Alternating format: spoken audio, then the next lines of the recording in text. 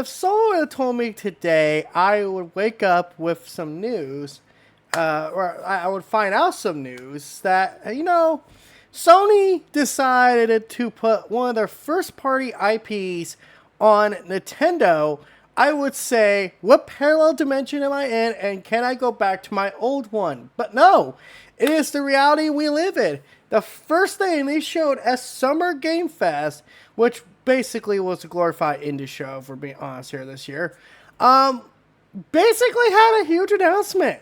And that was, for the first time I can recall in my entire existence, my 33 years of being on this planet, a first-party PlayStation IP is going to Nintendo Switch the same day it comes out to PlayStation and PC. Now, first off, I want to say this right now. I don't think this is Sony going third-party, quote-unquote.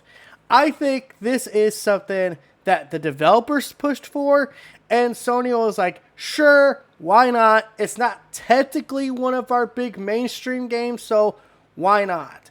And from what I could tell of the situation, Sony themselves aren't directly making this game.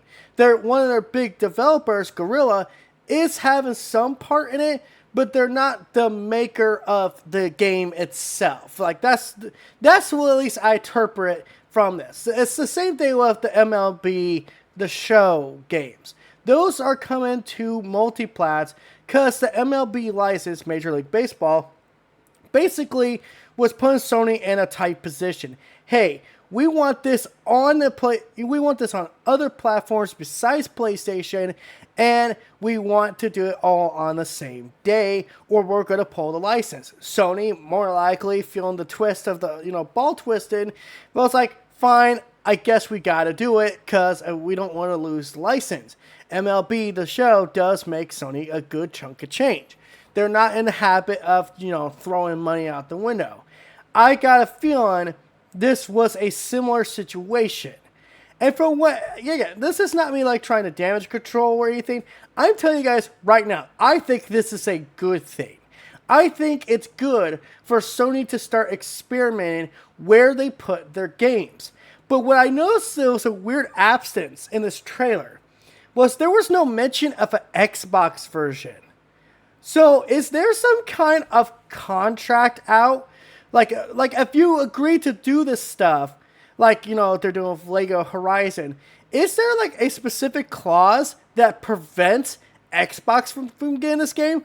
Or is this the developers just not wanting to do so many versions of the game? I don't know. But I'm just going to point that out. Like, it's weird how this is a game coming to Nintendo Switch, but not Xbox. You think if it was like a true multiplat, it'd be available everywhere. But outside that, the game, Summer Game Fest really wasn't that exciting for me. Outside of like a couple announcements, like the release date of Sparking Zero, and seeing more of that Phantom Blade Zero. But outside of that, it wasn't too great. But this whole Horizon Lego thing kind of had me thrown through a loop. And it's so weird because I'm probably going to make a video talking about this. But in a year where Sony was supposedly like kind of just taking, a nap, they have been, in my opinion, kicking ass. Now, listen, you can talk about games like Concord all day, how those games might be a failure. But the fact is, that is a first-party Sony IP. It is a brand new IP they are coming up with.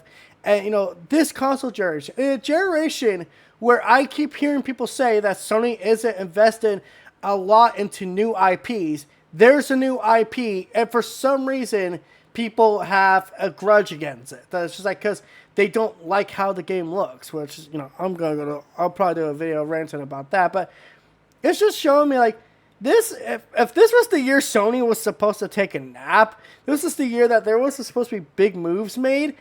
I severely doubt that because this has been a big year, and like I said, this is history in the making for Sony. The first time I can recall, one of their first-party owned IPs is going to a competing platform, more specifically Nintendo, which Nintendo's not going to be nice and be like, oh, well, here we'll give you a Mario experimental tile. They didn't even give us Mario Rabbids, which was a game made by Ubisoft. because you know how Nintendo is with their IP. So we'll see how this plays out. But I'm very interested to see what this means for the future. Is this a one-time thing? Is this something that Sony actively decided, or is it something they were kind of coerced into doing? I don't know. But let me know what you guys think of this situation in the comments section below. And until next time, guys, this is That PlayStation Gamer signing out. Hoping you all have a good day. And don't forget to like, comment, subscribe, and all that YouTube ground and BS. Bye.